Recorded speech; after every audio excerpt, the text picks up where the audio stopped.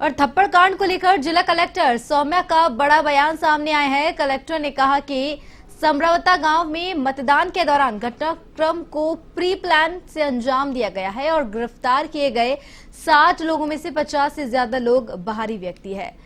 नरेश मीणा ने अपनी राजनीति चमकाने के लिए गांव के लोगों का यूज किया है। पोलिंग समाप्त होने के बाद मीणा और उसके समर्थकों ने पोलिंग पार्टी की गाड़ी रोकी थी। हमारे काफ़ी तनाव रहे थे 13 और 14 तारीख को। 13 तारीख को पोल्स के समय एसडीएम जो एरिया मजिस्ट्रेट की ड्यूटी पे समरावता गांव में गए थे, तो उनको एक कैंडिडेट ने, नरेश मीणा ने, बिना किसी प्रोवोकेशन के थप्पड़ मार दिया था। उसके बाद एसडीएम ने उनके खिलाफ एफआईआर दायर की थी और जब पोल प्रोसेस 8 बजे खत्म हुआ और 9 बजे पोलिंग पार्टी रवाना हुई, तब कैंडिडेट और उनके समर्थकों के द्वारा गाड़ी को भी रोकने की कोशिश की गई।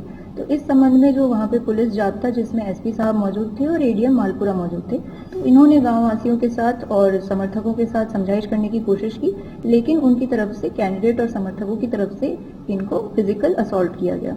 तो उसके बाद फिर पुलिस ने भी अपना बल का प्रयोग करते हुए 60 लोग जो कि सबसे ज्यादा आगजनी और पत्थरबाजी कर रहे थे, उनको डिटेन किया। नरेश मीणा जी को भी डिटेन किया, लेकिन चूंकि आगजनी और पत्थरबाजी ज्यादा हो रही थी, तो नरेश मीणा उस कंफ्यूजन में पीछे से भाग लिए।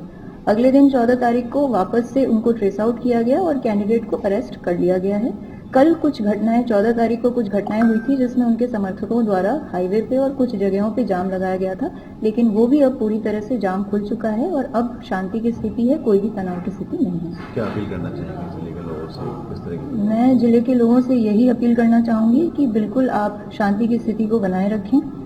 जो भी ये घटना हुई है, इसमें हमने यही देखा है कि जिन लोगों को हमने डिटेन किया, 60 में से 50 से ऊपर लोग जो हैं वो बाहर के हैं। तो यही हमारे पास बार बार बात सामने आ रही है कि ये जो पूरा घटनाक्रम है, इसको अंजाम बाहर के लोगों ने दिया है और प्री प्लानिंग के साथ दिया है। टोंक की जनता की कुछ वाजिब मांगे थी जो कि उनके एसडीएम, उनके कलेक्टर और उनके बीच की थी। उनकी जो अपनी मांगे थी और उनके जो विचार थे, उसको एक तरह से कोऑप्ट कर लिया गया। उनकी जो भावनाएं थी उसको यूटिलाइज करते हुए अपना जो पॉलिटिकल सिक्का है उसको जमाने की कोशिश की गई, परंतु प्रशासन ने स्थिति को पूरी तरह से कंट्रोल में रखा है। ना तो हमने इलेक्शन के प्रोसेस में कोई भी बाधा आने दी, इलेक्शन प्रोसेस पूरी तरह से निष्पक्ष रूप से संपन्न हुआ, ना हमने कोई भी मृत्यु होने दी या कोई मेजर कैजुअलिटी होने दी।